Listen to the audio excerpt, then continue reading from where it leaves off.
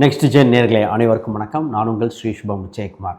நல்ல காலம் எப்பொழுது பிறக்கும், விடியல் எங்கே இருக்கின்றன, உலகில் பல மாறுதல் எப்பொழுது நடக்கும் என இயங்கிட்டிருக்கும் எண்ணற்ற நேர்களே, உங்களுக்கு விடியல் காத்திருக்கின்றன. வளமான வாழ்வு இதோ வந்துவிட்டன. ஆவணி மாத தொடக்கமே உங்கள் வாழ்வின் புது தொடக்கமாக இருக்க போகிறது, மாற்று கருத்தில்லை. எப்போவுமே ஒரு மனத்தில் பார்த்தீங்கன்னா எண்ணிய எண்ணங்கள் நிறைவேறுவதற்கு ஒரு கிழமை வேணும், ஒரு நாள் நட்சத்திரம் வேணும். அது இந்த மாதமாகவே அமைஞ்சிருக்குது. இது இறைவனுக்கு உண்டான மாட்டம் இல்லை, இறைவனை நோக்கி இருக்கிற நமக்கும் ஒரு வலிமை கொடுக்கின்ற மாதமாக இருக்கின்றன. முதல்ல சார் கஷ்டங்கள் விலகணுங்க, அதுக்குண்டான மாதம். பொருளாதார ரீதியாக உயர்வு வரும். நானும் காப்பீடு நிலமாவது எனக்கு வாங்கணுங்க, சொத்து சுகம் வாங்கக்கூடாதா, கௌரவம் வேணும், அந்தஸ்து வேணும், பொருளாதார விருத்தி வேணும், ஃபஸ்ட்டு ரெஸ்பெக்ட் வேணும். இது அத்தனையும் எதிர்பார்த்துட்டு இருக்கிற நபர்களுக்கு உண்டு. அதாவது ஒரு சில சின்ன சின்ன வருத்தங்கள் இருந்தால் பரவாயில்ல, வாழ்க்கையே வருத்தமாக இருக்குது அப்படின்னு இருக்கவங்களுக்கு கூட விடிவுகாலம் கொடுக்கக்கூடியது. நிறைய பேர் சொல்லுவாங்க, சார் கடல் வத்தினாலும் என் கவலை வத்தாது போல் இருக்குது. ஏன் இந்த மாதத்தில் முதல்ல ஆவணி அவிட்டம் இருக்குது, ஓணம் பண்டிகை இருக்குது, கோகுலஷ்டமி இருக்குது, விநாயகர் சதுர்த்தி இருக்குது, சங்கடங்கள் போக்கும் விநாயகர் சதுர்த்தி.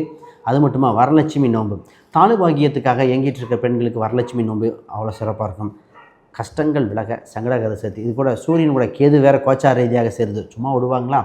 அப்போ மக்களுக்கு ஒரு மறுமலர்ச்சியான காலகட்டம் வருகிற காலகட்டம். படத்தில் சொல்கிற மாதிரி ஆடி போய் ஆவணி வந்தான், ஏன் நிச்சயமாக அந்த பலன் நடக்க போகுதுன்னே சொல்லலாம்.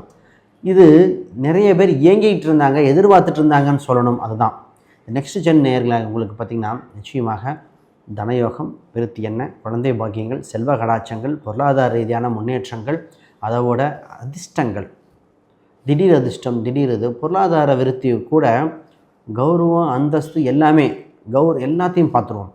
இந்த மாதத்தில் நீங்கள் எடுக்கிற ஒவ்வொரு விஷயம் ஒரு விதையாக இருந்து பிற்காலத்தில் விருட்சமாக மாறும் என்பது மாற்றுக்கருத்தில். ஆண் பெண் இருவருக்கும் சமமாக இந்த இது சொல்ல போகிறேன். வெற்றி உங்கள் கதவை தொட்டும் நீங்கள் தைரியமாக தொடர்ந்து பயணிக்கக்கூடிய காலகட்டம் வந்துவிட்டன. தனுசு ராசி அன்பர்கள், எத்தனை கஷ்டங்கள், எத்தனை கவலைகள் மனசிலே போட்டி வச்சுருந்தேன் சார், இப்போயாவது ஒரு மறுமலர்ச்சி நடந்து சந்தோஷம் மறந்து மத்தாப்பா வாழ்க்கை ஜொலிக்காதா அப்படின்னு இயங்கிக்கிட்டு இருக்கிற அன்பர்களான நீங்கள், உங்களுக்கு விடிவு காலம் வந்தாச்சு. உங்கள் ராசிக்கு 9ஆம் இடம் பாக்யஸ்தானத்தை சூரிய பகவான் வரும்போது பாக்யாதிபதி வலுப்பெறுகிறார். வாழ்வில் வளமான சூழ்நிலை நடக்குது. இத்தனை நாள் ஏன் நடக்கலை கேட்ட கேள்விக்கு இதாங்க விட.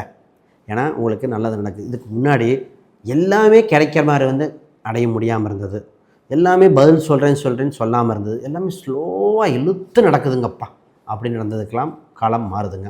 ஃபஸ்ட்டு நல்ல விஷயம், நல்லதே நினைக்க போகிறீங்க, நல்லதே நடக்க போகுது. முதல்ல இந்த ராசி அன்பர்கள் பார்த்திங்கன்னா பொருளாதார ரீதியாக ஒரு உயர்வு உண்டு. திடீர் அதிர்ஷ்டம், திடீர் பணவரவு. இந்த பணவரவு பார்த்திங்கன்னா எப்படி நடக்குது என்னென்னு சொல்ல முடியாது, ஆனால் திடீர்னு ஒரு வாய்ப்பு உண்டு. தனுசு ராசி அன்பர்களுக்கு இயற்கையாக நாலேஜாக அதை பயன்படுத்தக்கூடியது. இவங்க ஸ்மார்ட் ஒர்க் தான் பண்ணணும், ஹார்ட் ஒர்க் பண்ணக்கூடாது.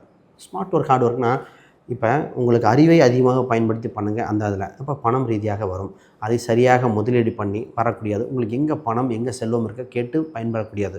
இதில் விரயம் குறையிறதே ஒரு லாபமாயிருதுங்க.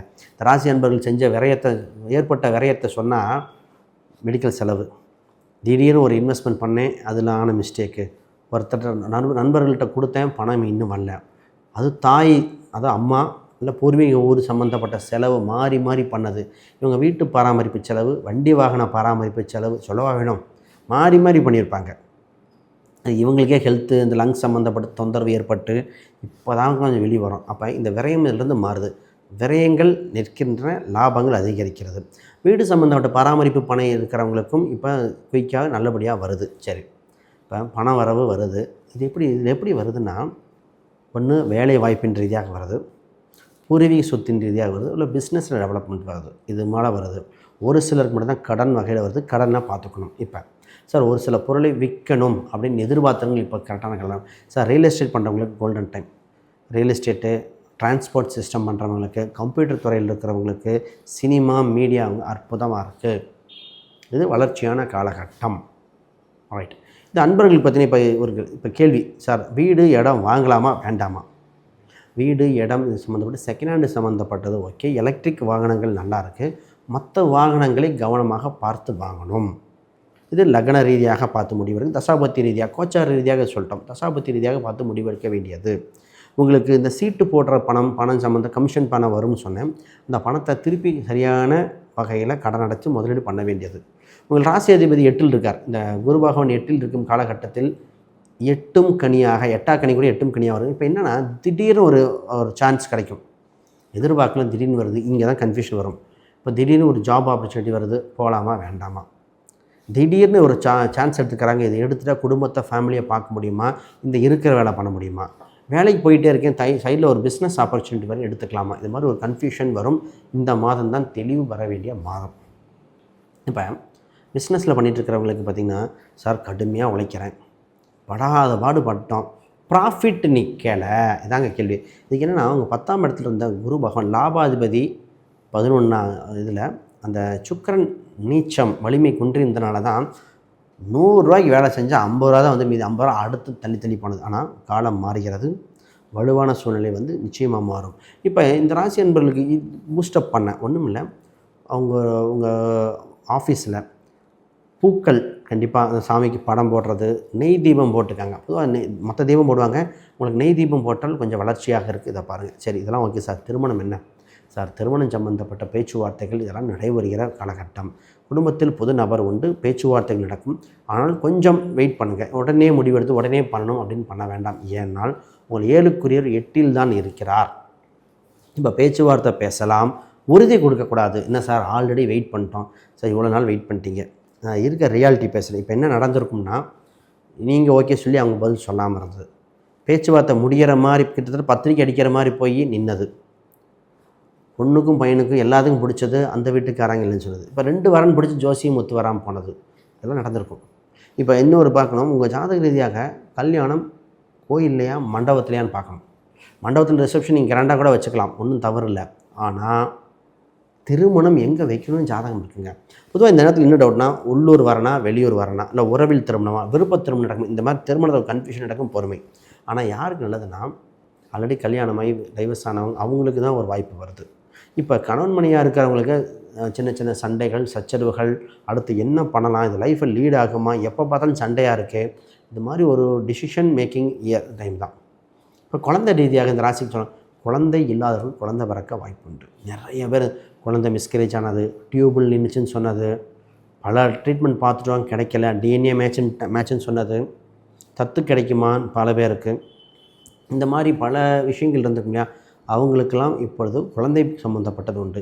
ஆல்ரெடி குழந்தை இருக்கிறவங்களுக்கே சொல்லுவாங்க, சார் குழந்தை கொஞ்சம் நல்லா படிக்கணுங்கிறோம், அவ்வளோ செலவு பண்ணுறோம், ஆனால் புரிஞ்சிக்க மாட்டேறான். இந்த இதுக்கெல்லாம் ஒரு டிசிஷன் எடுக்க வேண்டிய காலகட்டம். சார் உங்களுக்கு தந்தை வழி உறவில் ஆதாயம் உண்டு, பூர்வீக ரீதியான சொத்துக்கள் கிடைக்கக்கூடியது. இதில் வேலை ரீதியாக நிறைய பேர் பார்த்திங்கன்னா, இப்போ தான் வேலையில் ஜாப் மாற்றலாமா, வேறு ஏதாவது டிசிஷன் எடுக்கலாமா, ஏதோ ஒன்று பண்ணலான்னு தோணிகிட்ருக்கு. வேலை ரீதியாக புது முயற்சிகள் கொஞ்சம் வெயிட் பண்ணுங்கள். என்ன சார் எல்லாமே வெயிட் பண்ணுறாங்க, இந்த மாதத்தில் எல்லாமே அட்டன் பண்ணிவிட்டு உறுதி மட்டும் கொடுக்கறது கொஞ்சம் வெயிட் பண்ண வேண்டியது. ஜாதகம் பார்த்த முடியும். ஏன்னா சார் 6க்குரியவர் 12இல் நீச்சமாக இருக்கும், 10ல் நீச்சமாக இருக்கும்போது எப்படி சொல்கிறது. அப்போ இந்த காலகட்டத்தில் எல்லாமே அட்டன் பண்ணிட்டு ஒரு அட்வைஸரோ உள்ள அந்த ஃபீல்டு எக்ஸ்பர்ட்டோ ஒரு டைம் ஒப்பீனியன் வாங்கிட்டு பண்ணணும். அப்போ வேலையை விட்டுட்டு வேலையை சர்ச் பண்ணக்கூடாது. வேலையில் இருந்துக்கிட்டே வேலையை சர்ச் பண்ணி பிடிக்கிறது ஓகே, வெளிநாடு ட்ரை பண்ணுறது ஓகே, ஆனால் வேலையை விட்டுட்டு நான் சர்ச் பண்ணுறேன், அந்த இது மட்டும் ஆகாது. அப்போ இந்த மாதம் ஃபுல்லுமே இந்த மாதிரி முக்கிய முடிவுகள் எடுக்க வேண்டிய காலகட்டம். வாய்ப்புகள் அனைத்தும் 1க்கு 2 முறை பரிசீலனை செய்யணும். புது ஆப்பர்ச்சுனிட்டி கிடச்சிக்கிட்டே இருக்கும். அதை சரியாக பயன்படுத்தினால் இந்த வருடம் ஒரு விதையாக இருந்த சில வருடங்கள் நல்லா போகும். இதை தவற விட்டுட்டு வேலை கிடச்சி டிசிஷன் எடுத்தாலும் இதாக இருக்கும். அப்போ கன்ஃபியூஷன் மட்டும் பார்த்துக்கோங்க. மாணவர்கள் நிறைய பேர் பார்த்திங்கன்னா, வெளிநாடு போய் படிக்கிறேன், வெளியூர் போய் படிக்கிறேன், இந்த மாதிரி வாய்ப்புகள்லாம் இருக்குது. அதை முதலீடு பண்ணி நல்லா பண்ணிக்கக்கூடிய காலகட்டம் வந்திருக்கு. ஆக இந்த வருடம் இந்த மாதம் ஃபுல்லுமே மிகப்பெரிய டிசிஷன் மேக்கிங்காக இருக்கும். இந்த மாதிரி வேறு கேள்விகள் சந்தேகம்னா கீழே கமெண்ட் பண்ணுங்கள், இன்னும் எக்ஸ்ப்ளனேஷனை கொடுப்போம்.